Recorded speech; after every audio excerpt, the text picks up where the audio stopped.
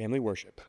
A trend that many people have observed in the church is the widespread loss of the younger generations. The data from Pew Research says that Protestants lose nearly 2 people for every 1 person they gain from religious switching. The Bible reminds us, by way of many examples, that losing the next generation is one of the greatest looming dangers at all times. You might consider the difference between Joshua and Judges, or the difference between David and his grandson Rehoboam. It remains such a perennial problem that rather than fretting, God prescribes an active, disciplined resolve to swim against the current. He doesn't just want his people to obey, but he wants them to teach their children to obey. Hear, O Israel, the Lord our God, the Lord is one. You shall love the Lord your God with all your heart, and with all your soul, and with all your might. And these words that I command you today shall be on your heart. You shall teach them diligently to your children, and shall talk of them when you sit in your house, and when you walk by the way, and when you lie down, and when you rise. Deuteronomy 6, 4-7. Notice then the great duty that God puts upon the community of believers. He commands them to love him, and then diligently teach their children to do the same. In a similar fashion, Asaph says, He established a testimony in Jacob, and appointed a law in Israel, which he commanded our fathers to teach to their children, that the next generation might know them, the children yet unborn, and arise and tell their children, so that they should set their hope in God, and not forget the works of God, but keep his commandments. Psalm 78, 5-7. God not only commands the parents in these ways, but also the children. Honor your father and your mother, that your days may be long in the land that the Lord your God is giving you. Exodus 20, verse 12. In what better way could children honor their parents than by keeping covenant with the God who they were raised to serve? In all these ways, God addresses the danger of covenant breaking and prescribes an active solution. Most of the church throughout her history understood this. John Chrysostom encourages it several times in his extant sermons, with my favorite example being on a sermon from Genesis. Let us take all this to heart, then, dearly beloved, and on returning home let us serve a double meal, one of food and the other of sacred reading. While the husband reads what has been said, let the wife learn and the children listen, and let not even servants be deprived of the chance to listen.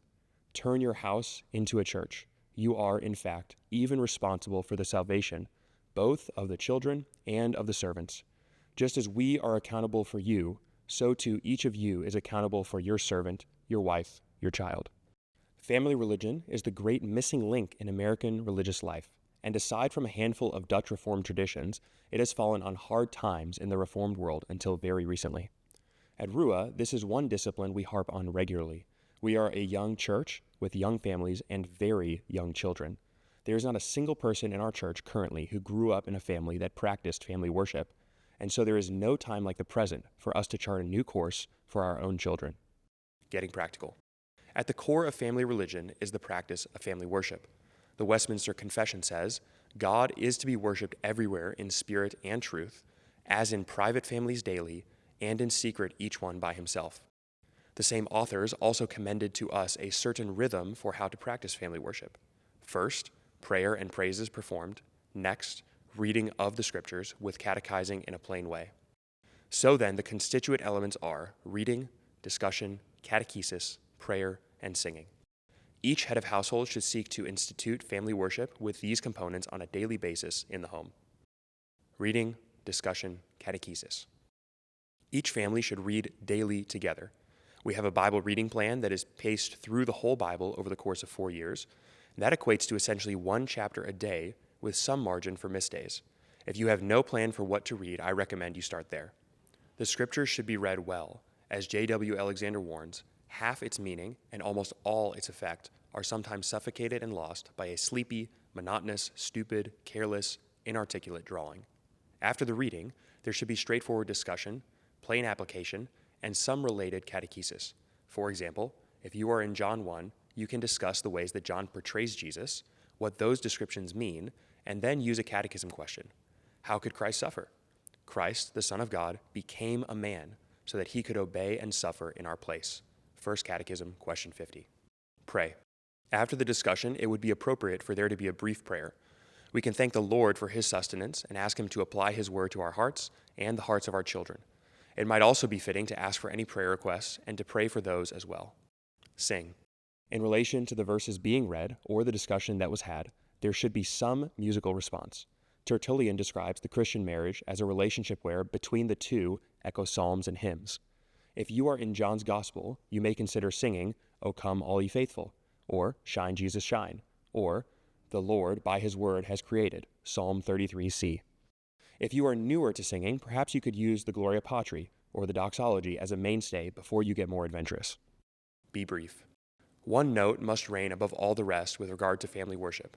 For it to be a sustainable habit, it must be a realistic habit, and there is no greater advice than to be brief. The length of the domestic service is worthy of attention. It was the fault of our forefathers to make it insufferably long. J.W. Alexander, Thoughts on Family Worship, page 194. Family worship should not ordinarily exceed 10 minutes in length, so there must be intentionality to teach our children, but not to do it in such a way that they are worn down. Prepare. If these duties are to be carried out well, then there must be intentional preparation on the part of husbands and wives. Husbands must study ahead so they are able to offer insights, application, or explanations of passages which may be unclear. This can be done in the course of personal Bible reading. If you are a husband, make sure you avail yourself of good resources, like the Family Worship Bible Guide, and set yourself up for success.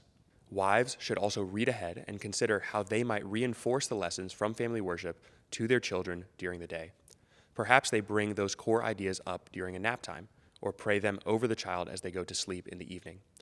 There will need to be intentional effort on the part of both parents to arrange schedules in such a way that family worship is a logistical and practical reality in the home. Invite. A final practical note, especially in modern culture, would be to open up your home to others.